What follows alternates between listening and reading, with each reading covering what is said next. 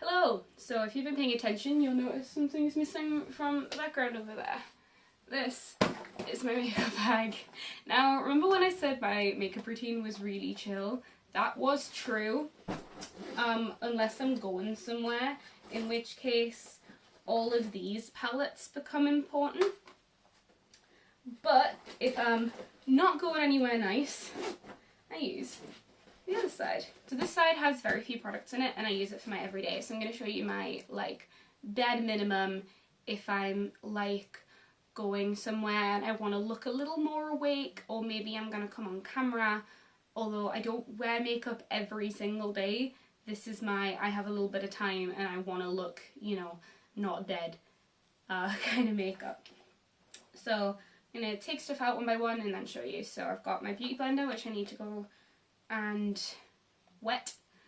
I have a stippling brush, which I actually use for powder because my concealer is really tacky, so I need something that gives me quite a lot of powder payoff. And my last tool is actually a little bit broken. So this is a double-ended Studio Linden brush. This is actually meant to be a foundation brush and this end a concealer brush. The glue that holds this end on is broken, but I do still jam it on and use it. Welcome to I'm really poor. I also don't use this as a foundation brush, as you'll see in a bit. So that's basically all the tools I use. Now I know you're wondering where's your spoolie, where's it? You'll see. So my products in order of application, if I can find them.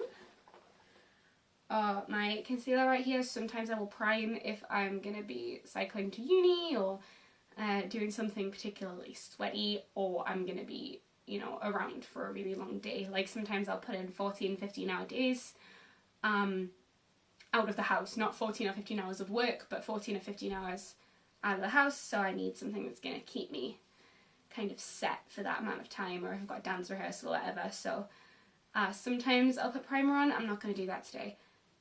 This is my concealer. It's Revolution Pro Full Coverage Concealer in C1. This is actually a little bit too dark for me. It is in fact the palest shade they do. I'm ginger, what do you expect? So to go with that I have, again, Revolution Pro Lightening Foundation Mixer. It also thins this stuff out a little bit because otherwise it is literal dermacol. This stuff is heavy duty, which is clearly what I need for my under eye luggage because I do not get enough sleep. Then I have my translucent setting powder, which is plain old Revolution, which is different from Revolution Pro. A lot of people don't know that. They are both, however, cruelty-free and sustainable palm oil brands. Next I have this guy. This is from Benefit, which is not a cruelty-free or sustainable palm oil brand. But that was a gift, so I'm going to use it. There's not a whole lot I can do. I didn't get a gift receipt. I didn't want to ask for one, and I do very much appreciate being given gifts of a fairly expensive makeup. I just would choose myself not to use a non-cruelty free brand. We have another Revolution product. Can you tell I like Revolution? It's really wallet friendly and environmentally friendly and animal friendly, so I like him. Revolution and Revolution Pro are really, really great brands. You can get them from Superdrug if you're wondering. This is a brow pencil and it's got a little spoolie attached to the end. And the last thing is mascara. This is from the Body Shop. This was also a gift, but it is cruelty free, which is very nice, and I believe sustainable palm oil. I should check that. That's something that I'm checking up now. All of the brands that I buy myself are cruelty free now, so I want to kind of get into the routine of also checking whether or not they are using sustainable palm oil. I'm gonna go wet my beauty blender and then we can get started. So first thing I'll do after moisturising, just grab just a tiny blob of my concealer and lighten it a little bit, usually about a drop and a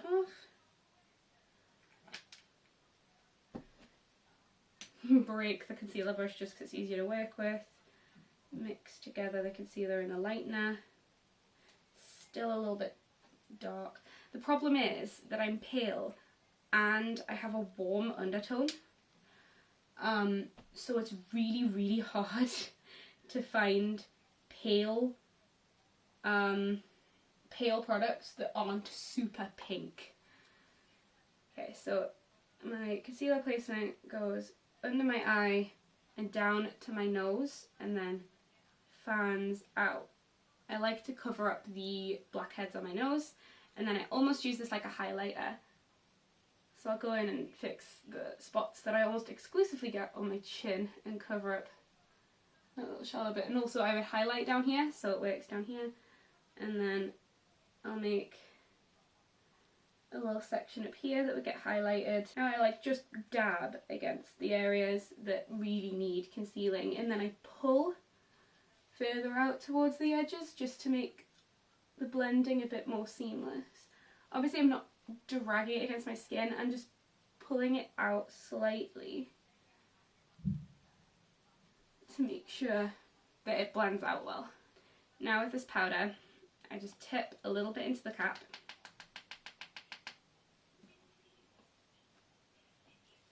And then I'm going to take my stippling brush and I'm going to go hard on some of the places. So I'm just going to press some powder in under my eyes and press and stipple it on rather than brushing it on. I would be more comfortable brushing it on if I had a fluffier brush, but the more you like move and buff, the more you're disturbing the concealer underneath. So I'm talking like I know what I'm doing. I don't really. Just kind of everything I know I've picked up over the years from my sister, or from not even really watching beauty vloggers, but like being aware of beauty vloggers. At the other end of that double-ended brush, I'm going to go into Hoola and just give a little bit of colour. These sides, curve it up a little bit, make it into a little triangle. I don't, oh that might be too much. So I say I don't like to go too hard, but I might have already done that. Just go in a little bit on the sides of the nose. And there we go. And then I'm going to take my stippling brush again and just, again at the sides of the nose, just trying to stipple it out to blend it. And that works fine. Over here I haven't got much concealer underneath, so I can buff it around, move it around, make sure it's well blended. Blush. Now I am very much into the e-girl philosophy of blush, of putting it quite high up to lift my cheekbones, and I actually really quite like it being on my nose, so I've kind of gotten into doing that lately. So I use the stippling brush because it gets me better payoff, and I stipple it on high on the cheekbone and all the way out almost to the hairline. I also naturally have a very warm undertone, so putting on some blush to kind of put a little bit of red into my face can't hurt. Now it's time to put on my eyebrows. Now my eyebrows don't exist, so just try and stroke into the brow as best I can. You know, I'm not going to be Nikki tutorials any of these days with my brows. Everyone's so used to my face without brows. Or at least I'm really used to looking at my face without brows, and I don't wear makeup every day. So people look at my face when I actually put brows on, they're like, wow, you actually have facial expressions. Once I've drawn it in, I blend it all out with a spoolie, check from a distance, look back to truly ascertain how much more arched this one is than the other. Like, I always just look slightly inquisitive because this eyebrow is naturally more curved than this eyebrow, and I don't know how to fix that. If somebody knows how to fix that, please tell me. If I'm feeling it, I might do a little bit of highlight. I'm not going to do that today because I don't want to. So my last step, sometimes I'll curl with an eyelash curler if I can be bothered.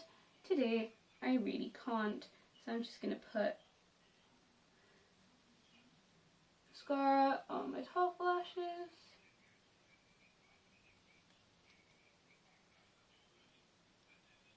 And my bottom lashes.